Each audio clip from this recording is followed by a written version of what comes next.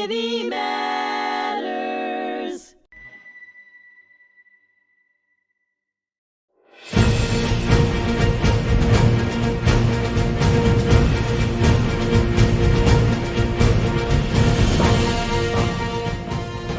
Welcome back here to the Fog of War and Humanity on hmTv. We got into some very interesting stories with Keith Bittner about the USS Duluth, about going clear across the Pacific Ocean, which is twice the size of the Atlantic, so that's a huge, huge ocean, and all the different countries from Japan to the Philippines to Hong Kong to Taiwan, and probably other ports, in between. Now let's talk about Vietnam. When do you end up off the shores of Vietnam, and what part of Vietnam? Because it's not a big country, but it's long and narrow, right? And I think our first venture into Vietnam was it was like a PT boat. They put it up with a big crane on our helicopter deck, and we brought it over to Da Nang Harbor to offload it there. And that was the first time we were there. And, the first time being in Vietnam, it's like all the senses are high, The gunner's mate, they have a guy with an M1 up in the front, one in the middle, one on the starboard side, one on the port side, two on the stern, just watching, looking for swimmers. So, of course, I got to go help my friend up on the bow, keep an eye with him. Sure. When you are heading towards the Vietnamese waters, right? Was there a different sense of, all right, we're not in the Philippines, we're not, even though Taiwan could get very hairy with the Chinese, right? Hong Kong, you're near the Chinese mainland as well. Was there a different sense of discipline of, all right, now we're really kind of going into these waters. It can get very hairy, it can get very dangerous. Again, your senses are high. This is the real thing. Knock wood. I did not see anything like that. Yeah. But it could happen. Sure. It could happen. Especially when you're off the coast and you can see explosions on the mainland. You were that close, huh? Yeah, we were maybe 10 miles offshore. Now, what part of Vietnam? Were you up near like the DMZ? Or no, I don't think south? I don't think we went up that far. We were in Da Nang. We went down to Cam Ranh Bay. We went in, for some reason we were there and anchored outside in the bay, which I heard was a pretty active spot. And then one time we were down by the Mekong Delta. But for the most part, we had the Marines on board, and we would go up and down the coast, if they were needed someplace, which they weren't. And that was all amphibious, right? Yeah. Now, what was your contact like with the Marines? Not much. We would see them working out on the flight deck. They would be running their laps or, on the chow line or whatever. So they kind of did their thing, you did your thing, right? And you keeping the ship clean, and taking care of some of the maintenance on the ship. Yeah. I mean, you must have come across them more than some of the other guys, right? Yeah. Did you tell you a funny story about the ship? When we went down to Acapulco, we hit some squalls, and they woke us up before reveille. Get up there, tie the boats down. The boats are on the back deck, and they were on wheels, like a carriage, and they were rolling. So we had to get down there and tie them down so they wouldn't roll off. So now we go in to eat, and the ship is rocking back and forth like this. And you know how the holes are in the school? Yeah. Like it's very soft? Yeah. Well, they have regular tables on there. So the ship is going like this and like that. And all of a sudden they hit a big roll, and every table and chair just goes to the other side. Food all over the place. Tables collapsed. They had to close the mess hall down for 2 hours to clean it up. Anyone get hurt? No. So now we're same scenario. We have the 400 or 500 Marines on board, and we're in a typhoon, and it's time to eat. I'm going to sit here and I'm going to watch the fun. Yeah. And sure enough, they're all up there eating and hold on to your tray this way, and then the big one hits and wipes everything out. What a mess all over the place. Something, huh? Yeah. I mean, You would think that they would have that figured out. You know, that had to happen before. You know, was your captain pretty, on top of things? I mean, they were the higher ups. he was pretty good at their job. We there? had a change of command when we were in the. I think we were in the Philippines when we got a new captain, and the captain that we had, he was very. Wasn't so much by the book. You know, guys could grow beards. You could have a beard, a mustache, and everything. And now we get a new captain, and that all went to the wayside. Everything was by the book. Which one did you like better, or was there different strengths and weaknesses with them? Yeah, just that's different strengths and weaknesses. You know, you didn't really know them that well. It's like being out on a formation. A colonel or general comes out. And Yeah. you might have seen them once or twice before, but you're not in contact with them. You're not, unless you're getting decorated or you get in trouble or, Now, do you think that first commanding officer would have been better off the coast of Vietnam than the commanding officer you had, or were you pleased with the leadership that you had? I was pleased with him. Yeah. Was he he must have been experienced, all right? Yes. Was that his first I don't time think running so. a ship? I or- don't think so. He's like a colonel, captain. So he was pretty good. The other captain that came on board, I don't know. He bought a car from, I think, in Japan or whatever. So the car came on board our ship, and he brought it back to the United States. Get out of here, really? Yeah. He was able to do that? I think it was a Carmen Gia he had gotten.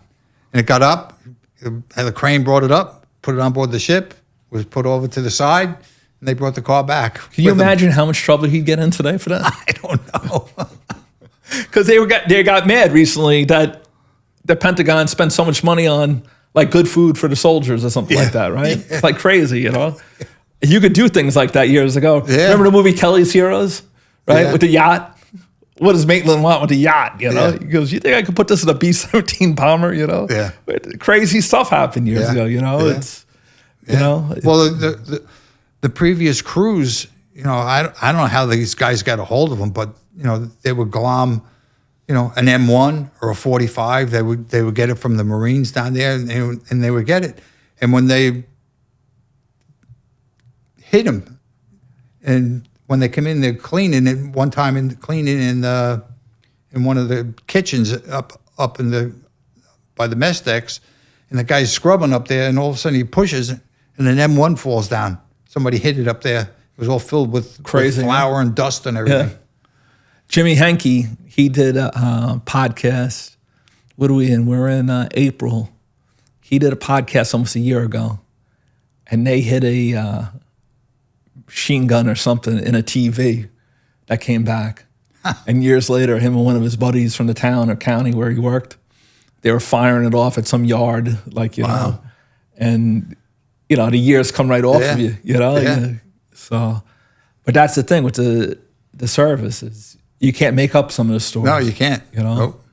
Now, how long were you off the coast in Vietnam itself, there in South Vietnam? When would you get there? In maybe May, June, July, August, September, October. We were over there 6-7 months. Captain always made sure that we got in there for a day to get tax-free pay. Yeah. And also made sure we got in there for 3 days to get combat pay. Sure. So he was looking out for you then a little bit, right? Yeah. So now, when you think of your time during the Vietnam War, what's the biggest thing that strikes you about your time over there? What's the biggest memory that you have? Being with the guys on the ship, being off the coast of Vietnam, kind of... I made some good friends. Yeah. I made some good friends. Do you ever talk to any of those guys still? I today? haven't in many a year. There was a guy in outside of Philadelphia that I had gone down to see him. We went down there and Dutch Wonderland or whatever with the kids, and I picked him up out of the phone book and I gave him a call. Hey Barry, how you doing? And talked to him, and he told us where he lived, and we went over to his house a little bit, and he came up and spent a weekend by us. And that was the last time I really saw him. What kind of reunion was it? It was a nice reunion? Yeah, it Big was hug, nice. right? Yeah. There was another guy he was from Oregon. I tried locating him, and next thing I know, I did correspond with him, but he had retired by the time I found him, and he was in Las Vegas. Wow. Living in Las Vegas at the time. Yeah, guys kind of go their own way. Yeah. Right? Yeah. Now, you were telling me once that you had gone into the Philippines at one time to help the people with a typhoon. Yeah. Right? Yeah. What was that It situation was like? like humanitarian aid. A typhoon came and it pretty decimated, I think, Mindanao. And they asked us to go down there, and we had loaded up with water and other supplies, and helicopters would come in, and they would latch onto the pallets and bring them into the coast.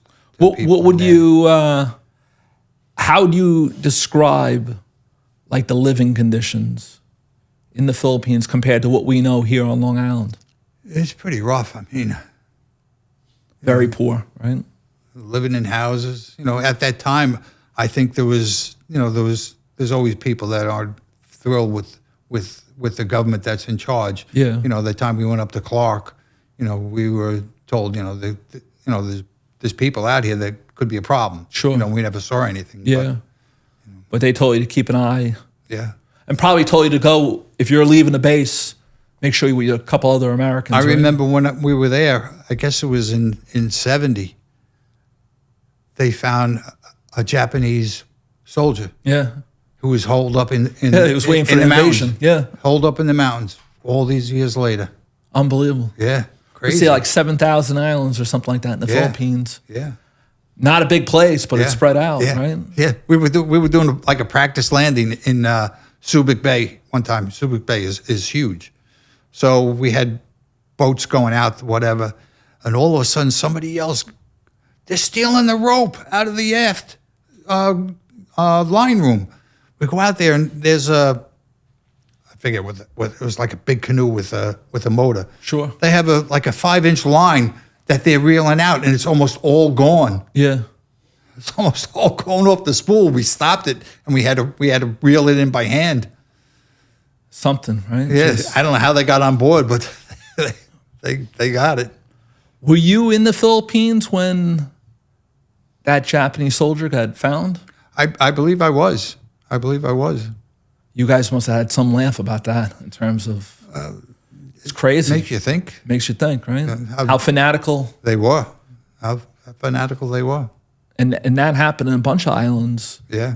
across the Pacific from Yeah. Guadalcanal all the way up, Yeah. where they bypassed those islands and they literally got left Yeah. there. I had the opportunity to go to Guadalcanal. They needed blood. They needed people to donate blood. First time we ever donated blood. How did they get you there? They put us in a big van. They took us to the hospital. There was a No. But when you went to Guadalcanal, did the ship dock there? At no, one no. point, or- We went Flew? from Subic Bay. We took a van down to Guadalcanal. There was a hospital there or something, and we donated blood. And we came back and we Oh, got wow. light duty for the rest of the day. All right. Now, when you're in Vietnam, when do you realize that what would it be called? Your cruise? When does that come to an end? It was in end of October, November. That's when I had to come home for my father. Sure. The ship was getting ready to come back, but I flew back. And I was home, I think, for like maybe 2 weeks, and then I went back, and the ship was coming in, and the ship came in, but they wouldn't allow me to go to the ship until they called for me because there was too much going on. Yeah. So I was on Coronado Island on the Beautiful place, right? UDT base. Yeah. The SEALs. Right? Yeah, that's where I was. Yeah. Nothing to do. Were you able to play any golf out there? There's some great golf courses out there. No golf, nothing. Just some sun, right? I was there for maybe 3-4 days before I got the call. Okay, you can come back to your ship. When you come off the ship, right? Did they quarantine you? Did they give you shots? Did they check you out? No. I didn't get anything when I flew back, and I don't think they did either. Did guys get a lot of tattoos in terms of the Philippines? Because if you remember that movie, The Officer and Gentleman, right, with Louis Gossett Jr., he looks at his arm and he goes, "The Philippines, I know that kind of work, you know," and and that's a wild place, right? No, So- there was a couple of guys that had tattoos, but I don't know where they got them from. yeah, okay. San Diego had plenty of Sure. tattoo parlors there also. Yeah, it's outside of a major military Yeah, base and yeah. everything, right? And Long Beach also, right? Yeah. So Oh, I'm sure Long Beach, forget about it. I'm sure Yeah. Brooklyn had their fair share, of things that appeal to the soldiers. Long in the Beach, if you blocks. wanted to give blood, they give you, I think the time, like $35 for a pint of blood. Wow. They would give you. Would you ever donate the blood? No, there? I never. Yeah. The first time was when I was in the Philippines. Okay. So now, when do you get out of the Navy itself? There, I got out. it would be what, active duty, and then you're still in the reserve, right? No, I thought I was going to be in the reserve, but they cut ties with me altogether. I didn't have to go back to my reserve center at all. Were you glad, or were you kind of like, I'd still like to do a couple more years of? I didn't give it much thought, because my father had passed away. Yeah. That's why I got out. So I was concerned about my mother. That's all. And at that time, you're about 21, 22 years old now, right? I mean, I was 20. 20. 20. Okay. So now you get out, you try to take care of your family, your father passes away. Do you go to college? Do you go right to work? No, I went right to work. I went back to my job that I had before, because I could get it. When you go on service, you can get that job Sure. back. So I went back to A&S Retailers. As I was a receiving clerk, and I needed a job. Sure. I needed to get a job. So Did they give you a nice raise for holding your time compared to what you had earned? I don't remember. Yeah. I don't remember. Because you hear stories of like police officers, right? Yeah. They're like taking the test and then they get drafted Yeah. and then they get those years Yeah. because it's not their fault they got drafted Yeah. and they had to leave the job. Yeah. So you do hear some of those stories of Yeah. So, my father, we had a good life with my father. So, you know what? I'll become a butcher. Sure. And my father always told my mother that if he ever becomes a butcher, I'm going to break his legs. So I went to the union to see if I could get into the school. There was a school in Jamaica. Okay. No, you can't get into the school. Why not? Well, one, you don't live in the city, and two, you're not a minority. Oh. I wrote my congressman and told him I was being discriminated against. I'm a veteran, I'm home, I want to work. So he gave me a name of somebody in the Suffolk County Department of Labor, and I went to see him, and he listened to my story, and it's okay. And at that time, they started something with the government as far as on-the-job training. Sure. So they started something up with the meat cutters also, and I had to go to the union for an interview with that. So I go to the union, and I say to the guy from the labor department, I said, could I speak to the guys from Bohack? Yeah.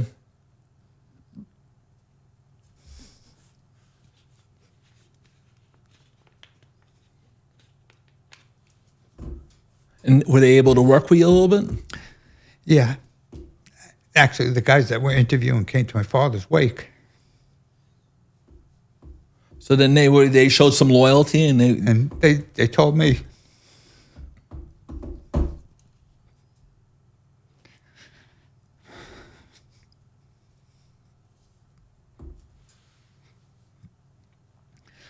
that they weren't looking for young guys. Really? They wanted older men who had families and would be responsible enough to come to work. So now they're discriminating against even more, right? They said, but being that your father was here, we'll give you a shot. So it wasn't easy for the Vietnam vet coming home to find work right? No. But your father was looking down on you too, right? I did very well. Yeah. And you liked the job, right? Yeah. Yep. was it 37 years? A lot of working on your feet, right? Oh, Always on yeah, your feet. yeah. The last 27 of it, I became a supervisor for King Cullen. For King Cullen. And you were in the union through King Cullen there? Well, Or for the company there? I worked once I became a supervisor, I had to leave the union. Yeah. You know, but I worked anywhere from Staten Island out to Bridgehampton. And they treated you well, huh? Yeah, treated me very well. Yeah. That's Very an good. older family, really. Yeah, very good living. Yeah. Like I used the store in Wading River a lot. Yeah. And it's Good a good store. Yep. It's clean. Yep. You know the people who work there. The guy in the meat department is excellent there. The meats there are George? excellent because I like to cook in the summertime on the grill. The meats are very good there. You know, it's very See good. George over there. Tell him Yeah. you know me. He'll take care of you. All right, good. Yeah, I spent a lot of money on meats. I might just do that, you know? So let me ask you this here. You're a sports guy. You could work 40, 50, 60 hours a week, right? But sports are in the back of your mind. What did you think of Rocky when he was punching, right? When Paulie goes, That had to hurt, let me tell you. you're breaking the ribs. They're going to lock us up, right? When I came into the business, that was at the tail end of hanging meat.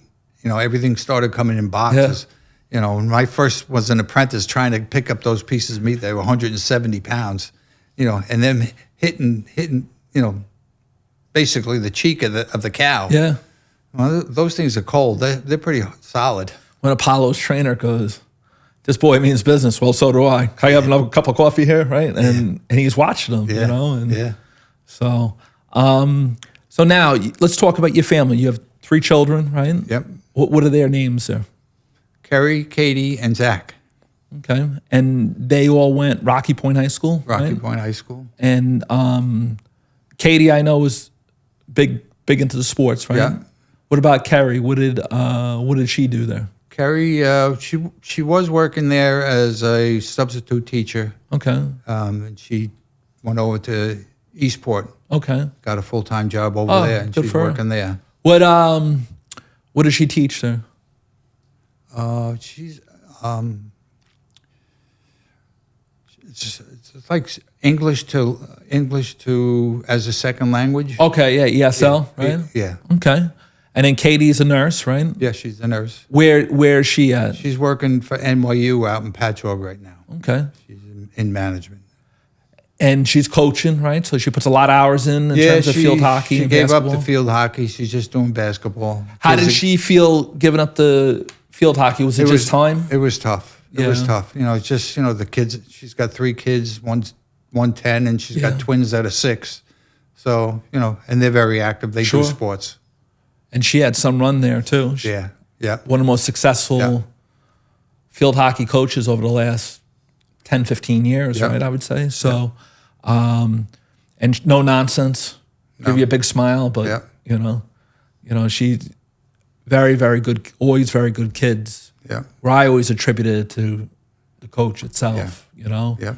And so Zach, what does Zach do? Zach has his captain's license. He's worked on a couple of cruise lines. Oh, Been yeah? to Alaska a couple of times. Been on the Great Lakes, on ore carriers. You know, and that was a little too much. You know, he would be gone for like 40 days. Sure. You know, he missed home. So right now he's working in Port Jeff. Yeah. On a launch service. Okay. You know, he likes being on the water. Yeah. Like his old man, right? Yeah, yeah. Well, when he started hunting and he wanted to go, I put him in charge of the boat. I said, "You're going to go hunting. You take care of the boat." Yeah. And that's how you learn, right? And he got his captain's license, and You got your sea legs pretty quickly. Oh yeah. Because to me, not taking that cruise down to the Caribbean kind of could have hurt you a little bit, right? But it was something that you took to, right? I love being out to sea. I'm telling you, you know, everybody be grabbing saltine crackers so they don't get sick, and you know, It never bothered you. never one bit? bothered me. Never I bothered went me. fishing off of Montauk. The boat's down here, the water's up here. I'm Yeah. turning different colors Yeah. and stuff like that. And, Never had that issue. Yeah. Thank goodness. You know, it's just, it was one of those things. Like, I think it was Rizzuto who was in the Navy, and he goes, "I get seasick." and they stick me in the Navy. Yeah. You know, and you know, a lot of those ball players, you know, Bob Feller, who was on destroyer duty in the Atlantic and then later in the Pacific, and they called him a hero. He won the Cy Young Award. The next year he got out of baseball. Yeah. Right? In 1946. He goes, I was no hero, I was a survivor. Yeah. You know, all the Oh, yeah. kamikazes and everything. Yeah. So now your wife, what's your wife's name there? Carolyn. And how long you been with Carolyn for? 52. 52 years. Yep. 52 good years, right? Very good. Right? Lucky man, right? Yeah. And now, what's your job at the VFW now? I'm a junior vice commander right now. You know, try to do whatever is needed of me. And you like doing it, right? Yeah. Yeah. I like the camaraderie of the guys. It's a thing that you had when you were younger. Yeah. You had it when you were working, right? Yeah. You have it now later on, and it's Yeah. very productive post, right? Yeah. And Very productive. very productive. Yeah. You know, a lot of great posts out there, but we're pretty large, and Yeah. you know, we kind of go in different directions, right? Yeah. And stuff like that. Yeah. So Looking forward to the 4th of July. yeah. Gonna shut down Rocky Point, right? Yeah, I hope so.